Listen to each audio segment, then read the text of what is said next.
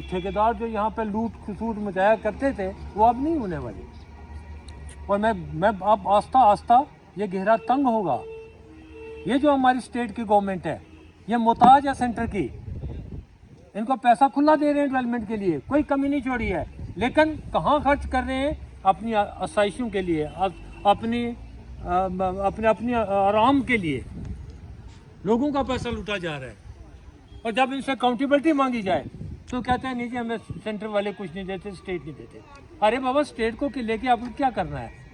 آپ کون سے کارنامے انجام دے دو گے؟ اسٹیٹ پہلے بھی تھی, جموں کشمیر پہلے بھی تھا, آج بھی ہے اور ہمیشہ رہے گا, اور ہندوستان کا اٹوٹ حصہ رہے گا. اس کو کوئی مائی کا لال نہیں توڑ سکتا, نہ کاٹ سکتا. یہ ہمارے ملک کا ایک عظیم حصہ ہے, ہندوستان کا ایک عظیم حصہ ہے.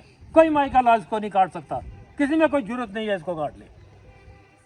ہم پہاڑی لوگ جو اس بارڈر ایریا میں رہتے تھے, ہم پہاڑی لوگ جو اس ایریا میں ہمیشہ جنگوں کا شکار ہوئے, ہم نے ایک سٹرگل لڑی اور پچھلے 75 سال سے سٹرگل لڑ رہے تھے کہ ہمیں ایس ٹی اسٹیٹس دیا جائے. اور یہ واحد وہ گورنمنٹ ہے جس نے ہماری اس ڈیمانڈ کو پورا کیا. یار اس سے بڑھ کے اور کون سا بڑا کام ہو سکتا تھا؟ آج ہمارے اس علاقے سے چھوٹے سے منجا کوٹ میں کتنے ڈاکٹرس ایس ٹی کے بیس پہ گئے ہیں بتاؤ ذرا؟ ایس ٹی 2 کے بیس پہ. ایس ٹی 1 کو ملا, جی بسم اللہ ہمارے بھائی ہیں, ہمیں خوشی ہے. ایس ٹی 2 کے کتنے ڈاکٹرز گئے ہیں؟ کم از کم 12 ڈاکٹر.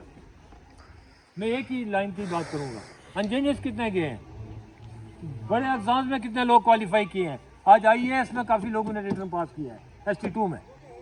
یہ کون سی یہ وہ چیز ہونے جا رہی ہے جو ہماری قیا کو بدل دے گی, ہمارے فیوچر کو بدل دے گی.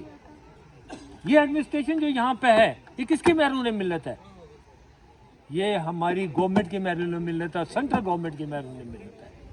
کوئی افیسر اگر یہ سمجھتا ہے کہ وہ یہاں بیٹھ کے لوگوں کے ساتھ زیادتیات کرے گا اور ہماری مشن کو, جو پرائم منسٹر کا مشن ہے دلی سے چل رہا ہے, اس کو وہ آگے نہیں لے جانے دے گا, تو وہ اس کی خواب خیالی ہے. پھر اپنے دن وہ کاؤنٹ کر لے. اب دائرہ تنگ ہونے جا رہا ہے, پکڑی شروع ہو جائے گی, اکاؤنٹیبلٹی سٹارٹ ہوگی. آپ کی پنچایتوں میں کتنے بجٹس آئے ہیں آپ کے پاس؟ آپ کو پتہ ہے کہ آپ کے پیسے کہاں گئے؟ ایک کام کو نام چینج کر کے 10 بار بتا کے اسی پہ پیمنٹیں کی گئی ہیں. ایسے سکینڈلز ہیں یہاں پہ. پچھلے 10 سال کی اگر انکوائری کرائی جائے تو آپ کو پتہ چلے گا کہ کتنا کروڑوں اور اربوں روپے کا پیسہ لوٹا گیا ہے. ان چیزوں کو روکنے کی ضرورت ہے, چیک کرنے کی ضرورت ہے, اور وہ چیک صرف بی جے پی کر سکتی ہے. چور کو چیک نہیں کر سکتا, ڈاکو کو چیک نہیں کر سکتا. دیانتدار آدمی ہی اس چیز کو چیک کرے گا.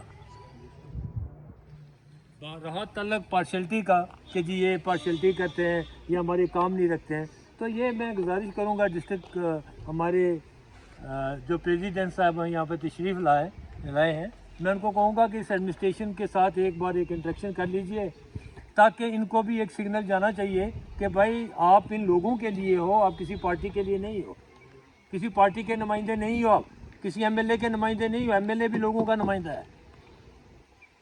بڑے دعوے کیے گئے تھے نا یہاں آپ کے ساتھ کہ ہم نے بجلیاں فری دینی. مجھے یاد ہے وہ انٹرویو ہوئے تھے, چینلز پہ چلتے تھے, جب لوگوں نے پوچھا جی آپ کیسے ہماری بجلی معاف کرو گے, ہمارے کیسے آپ 10 سلنڈر بڑھا دو گے, تو آگے سے لوگ کہتے تھے وہ میں جانتا ہوں, میں کر کے دکھاؤں گا.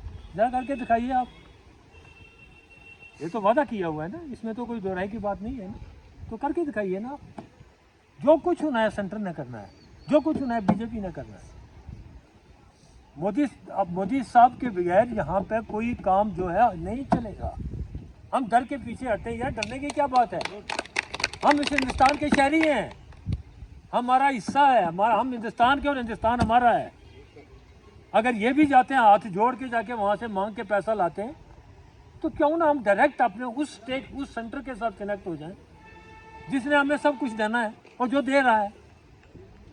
اس لیے میں گزارش کروں گا آپ سے کہ بھول جائیے یہ جو مذہب ذات پات کا یہ نعرہ لگاتے ہیں, یہ سب بکواس ہے. ہم یہاں آئے, مسلمان یہاں ہندوستان میں پہلے بھی رہتے تھے, آزادی کے بعد بھی رہ رہے ہیں, اور ہمیشہ رہیں گے بھی. کوئی ہمیں وہ رکاوٹ نہیں ہے. وہ صرف اتنا کہتے ہیں کہ ہندوستان میں رہتے ہو تو ہندوستانی بن کے رہو, ملک کے لیے وفادار بن کے رہو. اور وہ ہمارا ایمان ہے کہ ہم اگر ہندوستان میں رہتے ہیں تو ہم اس ملک کے وفادار بن کے رہیں. ہمیں اس سے کوئی تعلق نہیں ہے باقی چیزوں سے. آپ ذات پات پہ لوگوں کو لڑا کے کیوں ایسے ووٹوں کی خاطر آپ تقسیم کرتے ہو؟ ہمیں ڈیولپمنٹ چاہیے, ہمیں ترقی چاہیے. ہمارے ساتھ ہمارا دشمن بیٹھا ہوا ہے پاس میں, وہ موقع کی تاڑ میں ہے. ہمیں اس کا مقابلہ کرنا ہے. ہم اس کا مقابلہ تب کریں گے جب ہم یونائٹ ہو جائیں گے, ہم اکٹھے ہو جائیں گے. آج دن آپ دیکھتے ہو کس قسم کی غلط چیزیں پھیلائی جاتی ہیں ہماری سوسائٹی میں.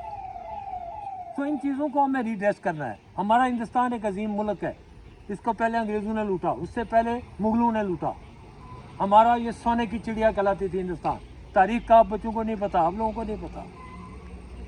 آج بھی یہ ملک اتنا کچھ لوٹنے کے باوجود بھی ایک عظیم ملک بن کے ابھرا ہے دنیا کے نقشے میں.